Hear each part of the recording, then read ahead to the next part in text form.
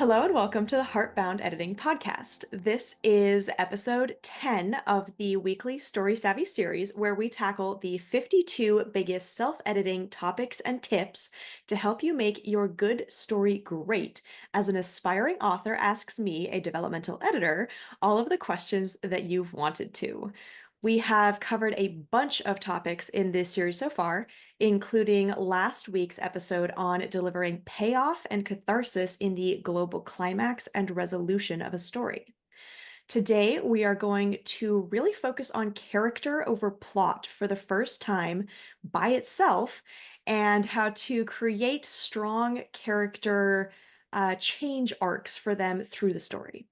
By the end of this episode, the hope is that you will feel confident in identifying what sort of arc you want for your character, your main character, and how to make sure that it works well for your readers.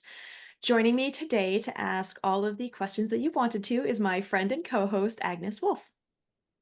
Hi, I am an aspiring fantasy author, Agnes Wolf, who hopes to release her first middle grade fantasy later this year, and also host and founder of Authors Alcove. I'm here today to dive into defining or refining better character arcs for our protagonists. All right, so let's start off. I'm going to start off with, I think, which is a big question. What is the biggest blind spot or mistake that you see as an editor that writers have when creating their character arcs? Mostly that they don't go deep enough, and this can appear in a couple of different ways. So one way that I see authors make this mistake is that they take that sort of concept of a character arc far too surface level. Like the change arc is in the protagonist's situation or title or the tools that they have, and not a change arc around who they are as a person or their mindset or worldview around the core issue of that story. The other way that I see this mistake come up is that the author creates the character as they want that protagonist to be right off the bat, and then face resistance as the author writing the story to give them a meaningful arc from that point. So to fix it from that perspective, I often end up giving feedback that the author can either start off their protagonist in a worse off position so that that place where they want the protagonist to be is the end goal and you have that change arc to get there, or simply push your imagination to see, all right, well, this is where I'm starting the character. How can I actually make it even better? How can I let them grow into more of who I want them to be over the span of that story? So, how do we know if our main character has grown enough through their crisis for it to pay off in the climax, like we talked about in the last episode? Yes, so we did go over that a little bit in episode 9. So if people are still wondering about that, I suggest you go back and listen to that again. There's a question that you can ask yourself here, which is, could the protagonist function the same way in the climax if they were dropped into it as their chapter 1 selves, which I talked about in the last episode. And then if the answer is no, they would not survive that. If the climax would go very differently because they hadn't been through that story yet, if they hadn't been pushed to change yet, then you probably have a meaningful arc change and you're fine. If the climax would largely go the same way, if that wouldn't make a huge difference to the story, or if they could, cope with it about as well as they do, having gone through the story as they would in chapter 1, then you may have not, forced them to change enough or gone through enough of a journey for them. So, how can I help my writer see that the growth in my protagonist is earned? Yeah. So the last question and answer pretty much covers this, but again, I will add on to that. Um, what does the Dark Knight for your protagonist looks like? So if you're familiar with, I think it's Campbell's theory of the heroic journey, then the Dark Knight is this part usually in the early second half of a story where the character kind of has to reckon with the mistakes that they've been making or their flaws, and they have to do some introspection and come to their better selves through that process. So what does your Dark Knight look like? What mistakes did your protagonist make? What bridges did they burn, or what wrong person did they trust in? To answer all of this, ideally, what led to their global crisis? And then from there, have they since owned up to that mistake or made amends or fixed their mindset around that thing, whatever is applicable to their situation and their arc?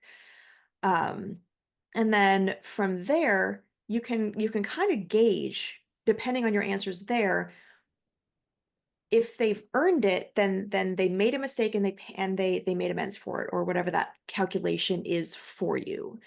So if they made a sacrifice in doing so, that can be another level of earning that. Um, and that sacrifice, the price of that sacrifice can be as little as, humility and shame, or hurting one's own pride as you have to make apologies, that sort of stuff. um, Cognitive dissonance can be used if you have really low stakes. But if it's higher stakes, it needs to actually be like, oh, I'm giving away a lot of my wealth, or I'm sacrificing my own safety, that sort of thing. If those different aspects are in the mix, then it's very likely that the reader will feel that the change was earned. The clearest example of this is in romance, where these elements are these sorry these ingredients in the formula are very much core conventions of the genre. The global crisis is the breakup between the lovers. Their character arc is to earn their happily ever after, and realizing that they were wrong to do that breakup or whatever came between them. And the climax example of their pivotal choice is to try to make things right with the other lover in the grand gesture or proof of love, which should contain some form of sacrifice, or basically just giving of oneself without expecting to get anything in return, so that it's selfless. Other genres are less picky about exactly what character arc is expected or how to earn it. But it's worth thinking about in regards to your comp books. So the books similar to yours that you're reading and studying, hopefully doing this throughout the process, or building up to it. And in looking at that, looking at how you can both nail a beloved trope within your genre, as well as trying to make it a little bit fresh and unique to your protagonist in your story. So I know when I did my first round of edits, one thing that I realized is that my my main character's growth was a little bit too rushed. And Mm. so how can I make sure that my protagonist's growth isn't rushed or forced? And if we recognize it in our own writing that it does seem one of those things, what are tips to help us seem more organic?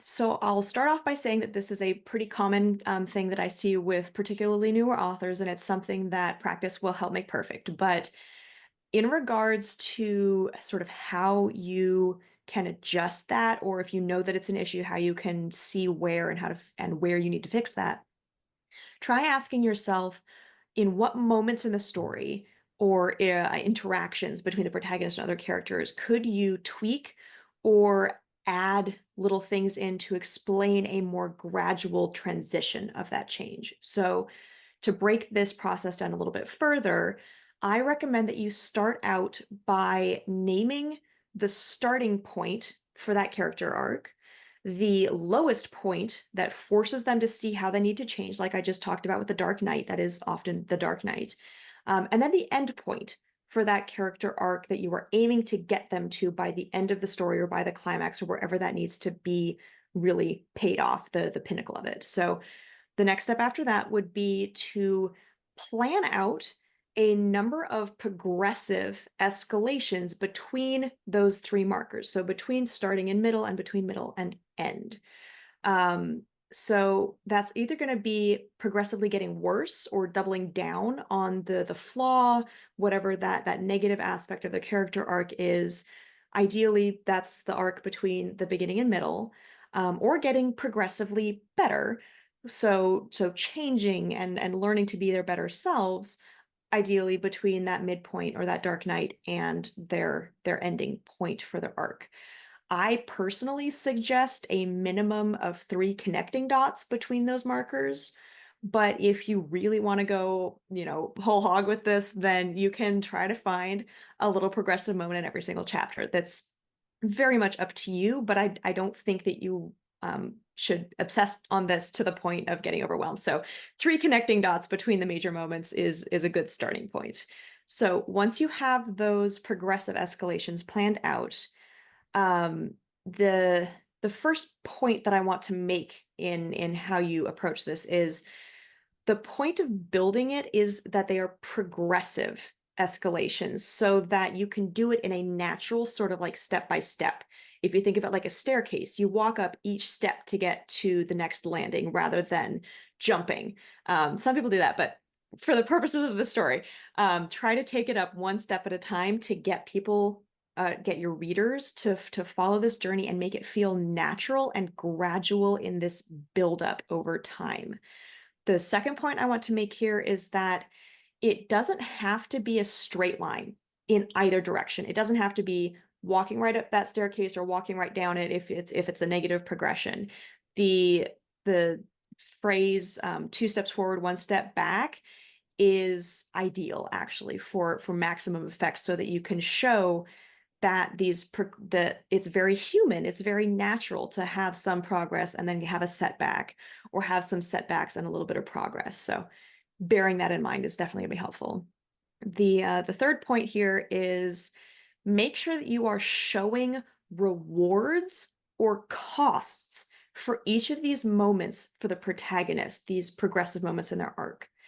Um, it can be subtle. It can be so subtle in the small moments, but you do want it to be a little bit more noticeable or overt in the big moments. So this can get tricky and vary widely from book to book, but as a very general rule of thumb, if the protagonist makes a positive step on their arc, so in the direction that you want them to go towards that endpoint, then you want to reward them for it. And again, this can be anything like just a little bit of pride or, a little bit of extra resource or calmness or connection or whatever positive traits you can show that, oh, well, they chose to, going back to an example I learned used in an earlier episode, if they choose to call out their drunk uncle instead of staying quiet and sacrificing their agency in that moment, then they get rewarded by, let's say, a cousin just saying, "Oh, thank you so much for doing that. I hate having to deal with him, and I'm so glad someone called him out." That's a reward. So on the other side of that, when your protagonist makes a negative step, so doubling down on their flaw or choosing wrong rather than choosing right in a direction that would make them a better person, you want to punish them in some small way. Again, cognitive dissonance, shame, loss of an ally, whatever that happens to be, and fits for your story. But I do want to add the caveat that you can play with this. That's the rules, and this is a rule that I think can be broken very, very effectively. If you want your protagonist to go down a darker path, if you want them to have a really dark double down on their worst traits before they get better, then rewarding them for those bad choices that's going to push them down that line, and that can be used really effectively and in really fun ways, as long as you're aware of it and you understand that the reader is going to subconsciously pick up on, oh, this behavior is being rewarded, and possibly misunderstand things around that if it's behavior that you don't actually want to be rewarded. I hope that makes sense. Yeah, and I think that like breaking that rule is better for like adult audiences rather than like my middle grade, where my middle grade really needs that like consequence because Yes, they're still learning the consequences of life. And so, yeah, I think that I great that was point. very that was that was very interesting. Thank you for sharing that. So, I know this is something that I struggle with a little bit is what happens if a secondary character's arc or the villain's arc is stronger than the protagonist and overshadows the character arc of our main protagonist. Yes, this was definitely something that we talked about a lot in the developmental edit that I did on your book.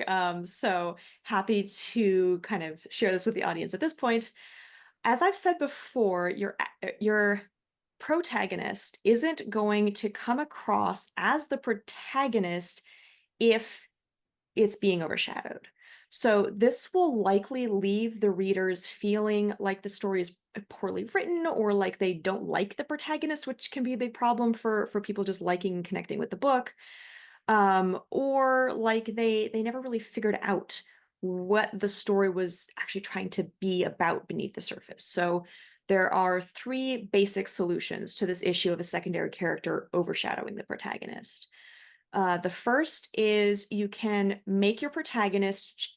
Let me try this again. You can make your protagonists change arc stronger and deeper until it has gotten bigger and now overshadows that other secondary character one that you're concerned about. So that's option one.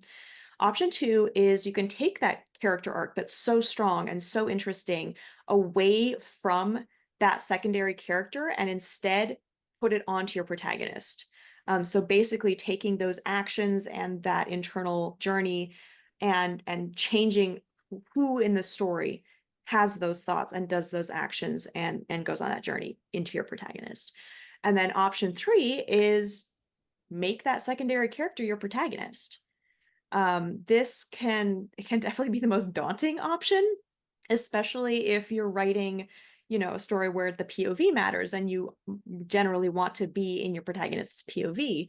But it can absolutely be the difference between a story being mediocre and being a best-selling masterwork is that line can be deciding, oh, this character is actually the protagonist. I'm going to change the whole story around that to show that this is actually where the story is anchored.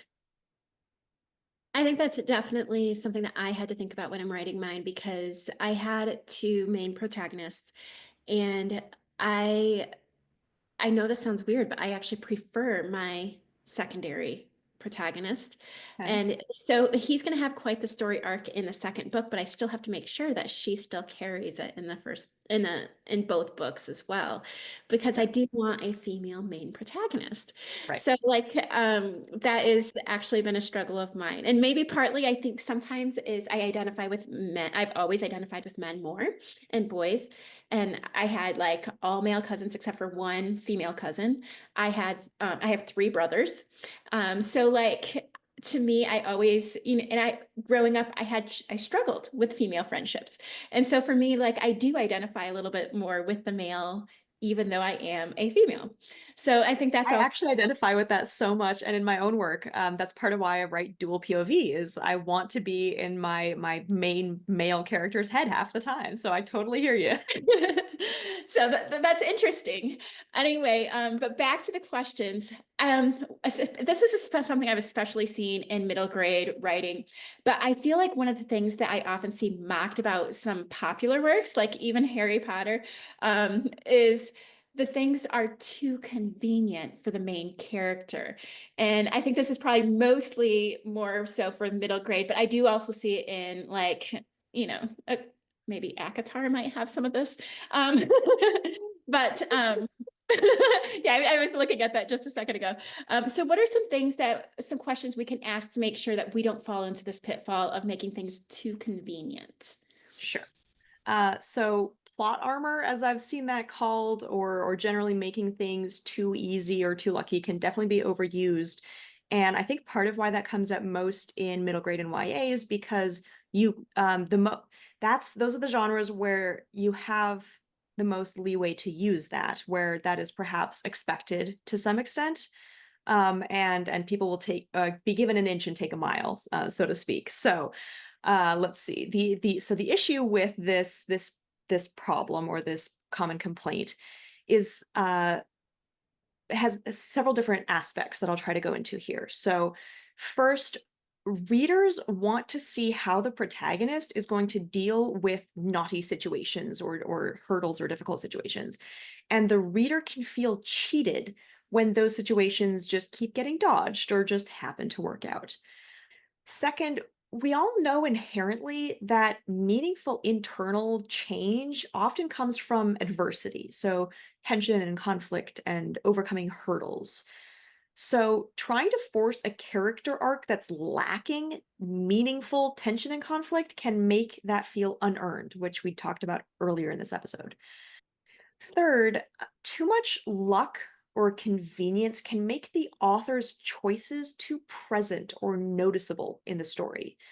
Like I'd given you feedback on in your story with your protagonist, it can feel like the author is sort of flinching away from actually bumping their characters up against anything meaningful. But along with goals, tension and conflict are the primary driving factors with many stories, most of them I would say. So too much luck and convenience can seriously hurt that momentum. So, going off of that, I will give you a short list of questions that you can hopefully ask yourself to check if this is an issue in your work and hopefully fix it. So, number one, at the global level, so looking at the full story together, where does your brain automatically go when you think about spots where things might be too convenient? And this is just a gut check, basically. So, second, ask yourself the same questions about where do you just notice these issues at the sequence level. So that's any set of scenes that accomplish one thing at the act level, at the individual chapter level, whatever you want to do, and just jot these down. Make a list of where you think things are happening. Then look at each moment that you have on your list here and ask yourself how badly that moment could possibly have gone within your established world building. So, for example, let's say that in the moment that you are looking at, your protagonist is shunned out of their village for something, but a kind passerby who just happens to be wandering by and sees them offers that this protagonist can come and live with them instead. Perhaps, that the worst possible way that that could go instead when you're doing this brainstorming is that the protagonist gets caught in a storm outside overnight and dies in the cold from exposure, or perhaps the person whose home they end up going to is a serial killer or something awful like that. So now that you have these two extremes, you have too convenient and you have the story would end here. Um, now, like we have talked about before in connecting the dots in the character arc, what you want to do now is brainstorm 3 to, let's say, 10-ish, this is not important, levels of badness between too convenient and the story ends here that could, hit different levels so that you have option across a spectrum here, basically. So from that list of best to worst, then pick one that is both appropriate to your genre and your audience and fits the kind of story that you're writing and ideally won't require you to rewrite more of the story than you are willing to at that point. So, for example, in the same scenario that we were just talking about, perhaps the protagonist, instead of immediately getting into someone's perfectly nice guest bedroom, they have to wander alone for a day or two, getting dirty and hungry and sore before a gruff, not friendly passerby takes begrudging pity on them and puts them up in the barn rather than a fluffy bed in the house like you'd originally written.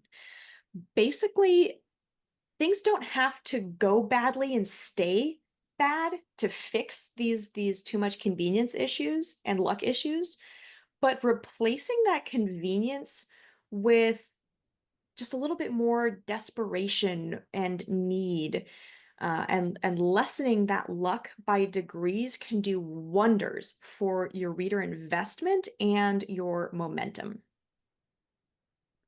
So, what are some ways we can be sure that the character growth arc doesn't appear to be formulaic? Like, I know, especially because a lot of fantasies writers follow the traditional hero's journey. Well, first of all, and I've said this before, I'll say it again, formulaic isn't necessarily as bad of a thing as many authors seem to think, especially as a newer author and especially in genre fiction, those cliches and tropes and formulas are what makes it that genre, and people go looking for those specific genres and those specific subgenres because they want to consume more of that formula. The best metaphor that I found for this is just think about your favorite food. And let's say it's chicken quesadillas. Just because there's a certain formula that makes a dish a chicken quesadilla doesn't mean that you aren't potentially going to spend your entire life loving and repeatedly consuming chicken quesadillas because you like it. And that formula is why you like it. So thinking about that in fiction can be helpful and reassuring, hopefully. So moving on from that, I'll say that this is another reason you need to know your genre well and to know when you are or aren't being formulaic. And ideally, if you really want to go deep with your research, what aspects are tropes or conventions or expectations of the genre and which are just overdone. This could be tricky, so again, don't overstress on this. But to answer the question specifically, so how do you avoid being formulaic? You do this by iteratively brainstorming. I've mentioned this process before, but it's a great skill to build in yourself for just about everything around self-editing. So you do this by you start writing down the first idea that you have, or in this case, if you're self-editing, the current aspect of a character arc that you're worried about being too formulaic. You just write that down. And then without putting in too much thought, this should be sort of a just get things flowing exercise. Bang out 10 to 50, however many you want to do, further ideas that might work. If one seems particularly awesome, if you write something I'm like, oh, I'm so proud of that, then absolutely just keep, iterating on that and see how many different versions of that you can come up with until that juice runs out and then go back to your basic list. Once you have that list, step away from it for a little bit, be that minutes or weeks or whatever time you think is going to be most helpful to you or fits the space that you have to work on this. And when you come back to it with slightly fresher eyes, pick a favorite and refine that until it works. So basically, the first ideas are almost always going to be more formulaic and unoriginal than the 10th or 34th ideas that you have, because that's your subconscious going, oh, well, I've seen this done before. I'll just slap that in there. But if you keep going down that chain, your own creativity and your own uniqueness is far more likely to come through. So just getting further down that brainstorming list often does the trick to get you out of that formulaic space. So I know we need to wrap up here, but I did want to ask one last question. I know in my own book, it has a prophecy. How can we be sure that we show a character growth in our protagonist rather than just fulfilling some sort of destiny they have? Let's see. So I think I'd suggest addressing this in one of two ways. So the first option is to have the prophecy be about who that character will become by the end, and then start their character arc at the beginning of the book as a version of themselves that still needs to change and grow and learn into that version that the prophecy is about. And then the second option there is to keep the prophecy vague enough that it doesn't constrict that character arc too much, um, or so that you can twist it. And this is general advice about using prophecies, as hopefully you've seen in movies and TVs and books over so many different examples. I have personally used prophecies in my own books, and I have had so much fun using like twist wording or homophonic names that sound like other words to keep my characters off balance about what those prophecies are going to be about and how they're going to come true, which prevents those characters from then consciously changing themselves to fit the expectations of this prophecy. So it's very much something that you can play with. So I would love to ask you at this point, having gone through all of your developmental feedback on this, like we'd gone over in the bonus episode that I posted a couple of days ago, how are you feeling about your primary protagonist, so we'll say Amelia's, character arc across this first book? Um, that is that has actually been the biggest thing that I know that I struggle with is because I know what I want her character arc to be. I'm just not sure I'm actually portraying it the way that I want it to be. So that's essentially where I am right now, is making sure that what my vision of her character arc is actually coming across. And I think for me, a lot of it was the point of view. I think that's probably the 95% of my problem right now. Yes, and I'm glad you mentioned that because we'll mention that in the podcast here of being inside a character's head is going to help a lot with delivering their arc. Anyway, I just want to thank you so much for your insight. It has helped me so much. I really appreciate it. You're very welcome. Next week, we will go over what makes for a good antagonist, so the opposite of your protagonist here, or not necessarily a personified antagonist, but maybe a force of antagonism. We will go into the details around that, and how those need to connect with and contrast the protagonist arc. For now, I would really like to thank everyone following along with this Story Savvy series. You can really help us out by liking and subscribing to the Heartbound Editing Podcast and the Author's Alcove podcast, where you can find lots more content for fantasy authors and readers beyond this joint series. I can't wait to chat with you again next week. Bye.